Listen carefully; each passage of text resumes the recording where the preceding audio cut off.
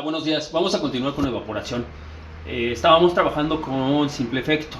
Ahorita vamos a trabajar con evaporación en múltiple efecto. Hay que considerar dos principios. Para múltiple efecto necesitamos considerar, tener en cuenta dos principios. El primero de ellos dice que en un evaporador a múltiple efecto, cada kilogramo de vapor usado en el primer efecto evaporará tantos kilogramos de agua como hay cuerpos en el equipo. Consideren eso. Y el segundo principio dice, si se extraen los vapores de cualquiera de los cuerpos de un evaporador a múltiple efecto, para reemplazar el vapor utilizado en otro aparato, la economía derivada será igual al número de kilogramos de vapor, así acumulado. Entonces, bueno, esos dos principios tendríamos que tenerlos muy en cuenta para la resolución de este tipo de operación. Bueno, existen diferentes sistemas. En general son 4 sistemas. El primer sistema de arreglo de evaporadores es sistema en paralelo. Observen, este primer sistema es un arreglo en paralelo. La alimentación es en el primer efecto y bueno, su producto, el producto del primer efecto se convierte en la alimentación del segundo efecto y el producto del segundo efecto se convierte en la alimentación del tercer efecto, y nuestra producción final la tendríamos en el último evaporador, en el evaporador 3. En este caso estoy ejemplificándolo con uno de 3 sistemas o 3 efectos. Podrían ser 2 o podrían ser más de 3. Observen que también el evaporado del primer efecto se convierte en nuestro vapor de calentamiento del segundo efecto, y el evaporado del segundo efecto es nuestro vapor de calentamiento del tercer efecto, y este tercer efecto va ya a nuestro condensador. Entonces este arreglo es en paralelo. Observemos, este sería el que dependiendo de cómo nos planteen el ejercicio, puede ser cualquiera de los 4 siguientes casos que voy a mencionar. El segundo caso es arreglo en contracorriente. Entonces en este caso observen que la alimentación se da en el tercer efecto. El orden del evaporado siempre va a ser el mismo que tenemos en el 1. Es donde alimentamos nuestro vapor de calentamiento, y este es el que se va evaporando para hacer nuestro vapor de calentamiento de cada uno de los subsecuentes efectos. Si no estuviera así, se perdería el efecto, no tendríamos la evaporación que estamos buscando. Bueno, entonces, arreglo en contracorriente. Observen, este sería el sistema, ¿vale? El tercer arreglo. Este tercer arreglo se llama un arreglo mixto. Nos tienen que decir, en este caso nos tienen que decir cómo va a ser el orden. Por ejemplo, en este que yo estoy tomando como ejemplo, la alimentación se da al segundo efecto. Entonces por eso nos están diciendo que es 2, porque es nuestro primer efecto, donde vamos a tener nuestra alimentación. Entonces alimento en 2, y el producto que sale de 2 se convierte en la alimentación de 1, y el producto que sale de 1 se convierte en la alimentación de 3. Por eso el orden dice 2, 1, 3. De nuevo, este es mi evaporado 1, mi evaporado 2, mi evaporado 3. Nunca va a cambiar el orden de los evaporados.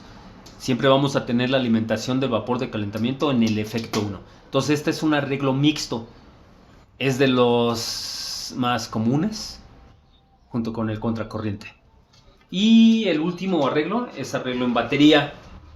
En este arreglo, la alimentación es homogénea, o sea, lo que alimentamos en el efecto primero, donde estemos alimentando, es la misma alimentación para los subsecuentes efectos. Hay una sola alimentación común, y esta alimentación común se deriva en el efecto 3, efecto 2, efecto 1. Y hay una sola salida de producto. Se acumulan en esa salida la salida del efecto 1, del efecto 2 y del efecto 3. Entonces tenemos una sola alimentación y un solo producto.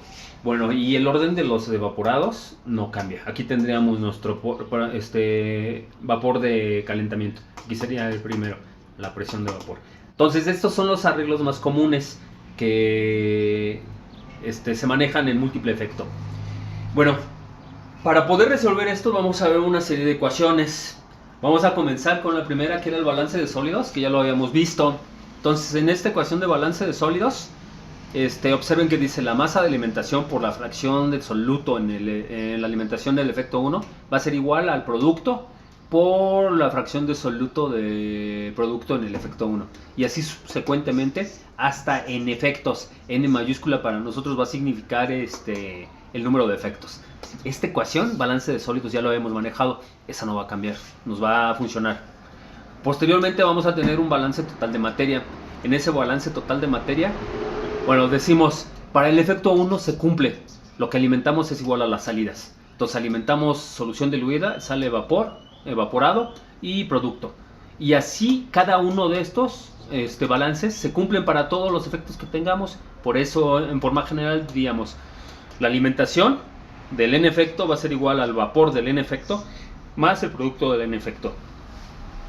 De tal forma que si agrupamos, diríamos, la alimentación que entra al sistema va a ser igual al evaporado total más el producto total que sale del sistema.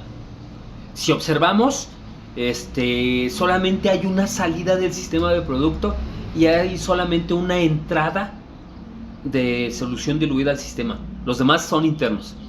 Y dice un evaporado total. ¿Cómo calculamos ese evaporado total? Bueno, es la suma de los evaporados de cada efecto. Eso es lo que vamos a tener como evaporado. Bueno, para poder resolver entonces estos casos de múltiple efecto, tenemos que seguir considerando estos aspectos. Bueno, el primer aspecto que hay que considerar es que la temperatura de ebullición del agua aparente es mayor en el primer efecto que en el segundo efecto y así subsecuentemente. Y hay que tomar en cuenta que esta temperatura de ebullición del agua es con la que sale nuestro vapor.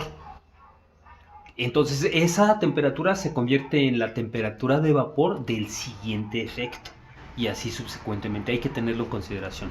Después, la temperatura de ebullición de la solución es mayor en el primer efecto que en el segundo efecto y subsecuentemente.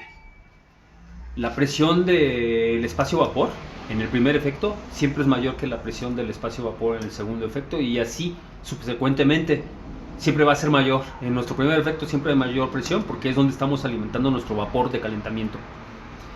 Igual pasa con las viscosidades, aunque no lo señalé aquí, las viscosidades también sucede igual. Se va diluyendo nuestra solución, por lo tanto se va haciendo menos viscosa. Bueno, después, también hay que considerar que en teoría las áreas de los efectos son iguales. Bueno, esto no quiere decir que todos los efectos tengan la misma área, sino que sacamos un área promedio. Una vez que calculamos las áreas de cada efecto, promediamos y esa va a ser el área de todo nuestro sistema de evaporación. Después la transferencia de energía, es decir, el calor, es igual entre los efectos. No hay pérdida de calor, estamos idealizando.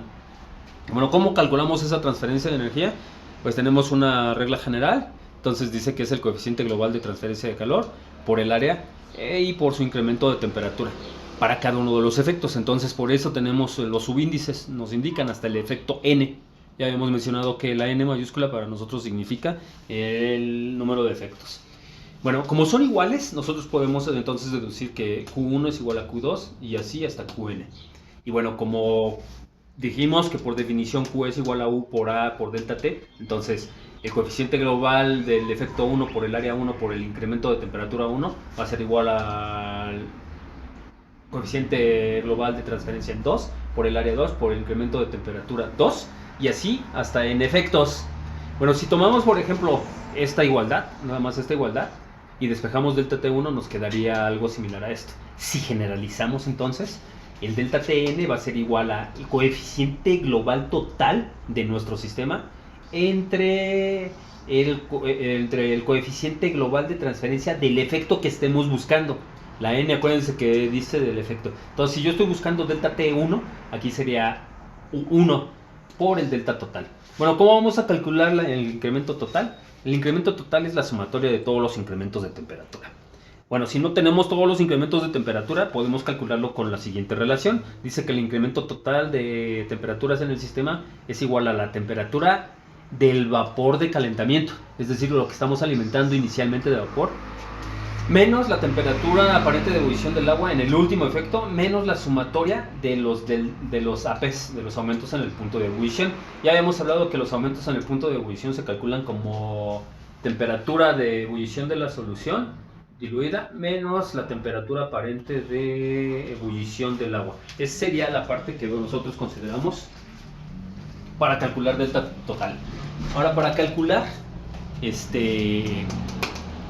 el coeficiente global de transferencia de calor total, es igual a la siguiente relación que dice que es 1 entre la sumatoria de la inversa de los coeficientes globales de cada efecto para calcular el coeficiente total. Ahora, en ocasiones no conocemos las fracciones de soluto en cada uno de los efectos, entonces podemos determinarlo con la siguiente relación.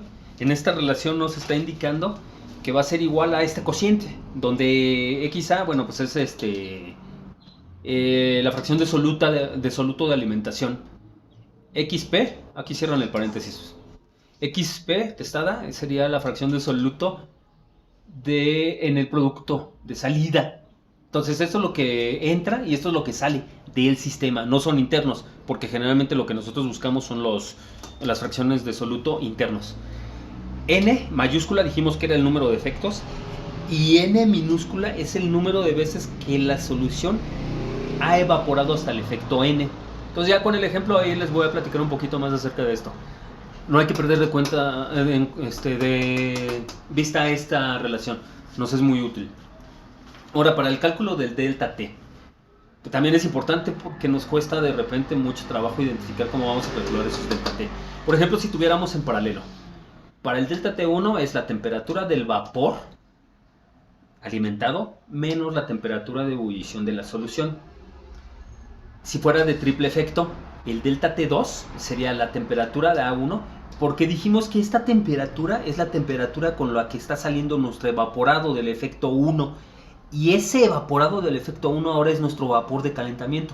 Por eso ahora consideramos, en lugar de TV, ahora es TA1 menos la temperatura de ebullición de la solución en el efecto 2. Y así subsecuentemente, si esto fuera en paralelo. Bueno, tendríamos que considerar los otros arreglos para saber cómo calcular el delta T1. No hay que perder de vista esta parte. Bueno, esta sería la introducción. En la siguiente sesión ya resuelvo con ustedes un ejercicio, lo vamos a ir haciendo pues, a la par para que vayan sabiendo de dónde calcular las cosas. Queda como actividad que ustedes investiguen en qué caso vamos a aplicar cada uno de los arreglos. Es decir, en la industria de la ingeniería química ustedes van a investigar cuándo aplicamos un arreglo en paralelo, y cuáles son las condiciones para que podamos aplicarlo. Cuándo aplicamos un arreglo en contracorriente, cuándo aplicamos un arreglo mixto y cuándo aplicamos un arreglo paralelo. Bueno, investigan eso. Mínimo tiene que ser una cuartilla por cada uno de los efectos junto con su esquema y lo van a subir al blog de notas en notas de clase. Hasta pronto.